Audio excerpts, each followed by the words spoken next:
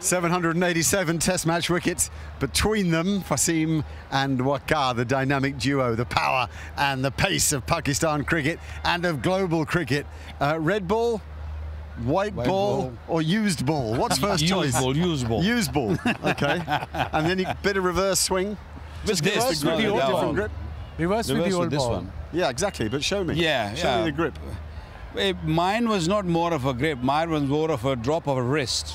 Right. You know, I know we all talk about that, you know, wherever the shiny side is, if the shiny side is on the right, the ball should go right. Yes, it normally does.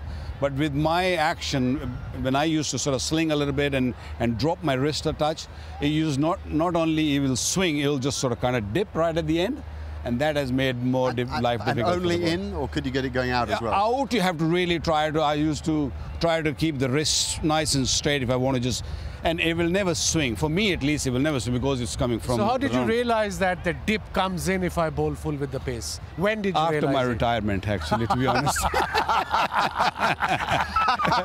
Because when I was doing it, I didn't know that. And then when I look back and I analyze things now, and I think why people kept missing my ball. The others are also bowling the reverse ball. Wasim Bhai's ball was left arm, different angle. But mine was just why. And I just did a bit of homework and study, and that's what happened. I mean, mine was more like a dip, like Malinga. Malinga is the same. Someone just hit me on the back of the leg with a bit of reverse in-swing. Every time whenever you do a show, like we do wherever, even for 10 minutes, the teams come just behind there. They have the whole ground to practice.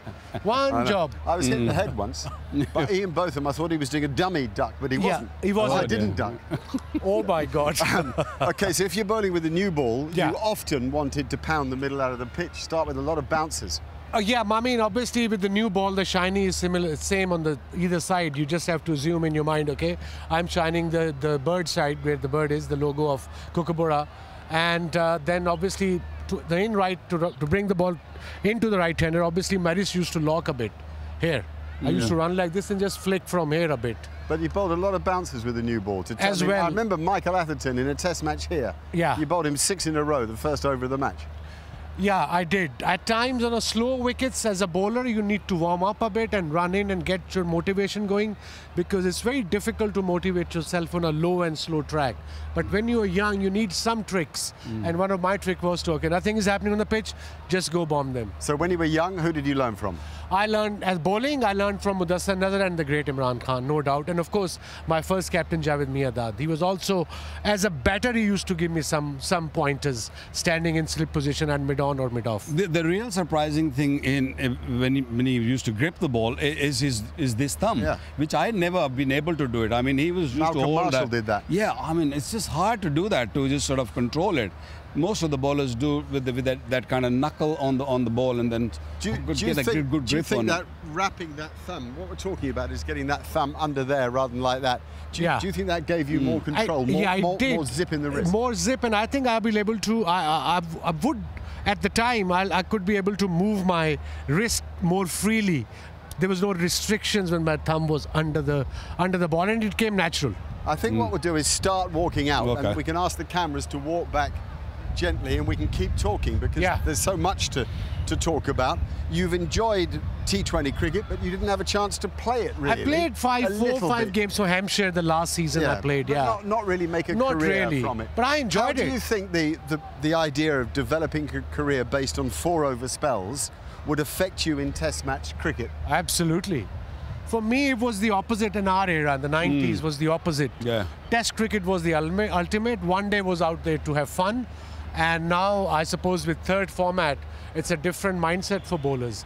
But again, my advice to any young bowler who wants to play for his country or play for his state or play for, his club, make sure you bowl plenty of overs. That's how you'll improve. It's a simple, it's not a rocket science. I think you need, a set of bowlers for different cricket. I think the format. So it's a white ball cricket. I think you need different kind of bowlers because they bowl different lengths, different, variations and all that. But Test match cricket, as England did with Anderson, just playing Test match cricket, just staying fit for that only.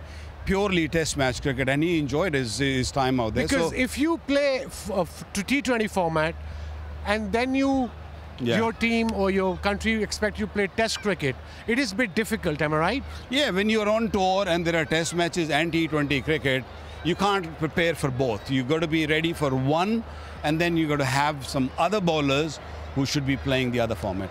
Okay.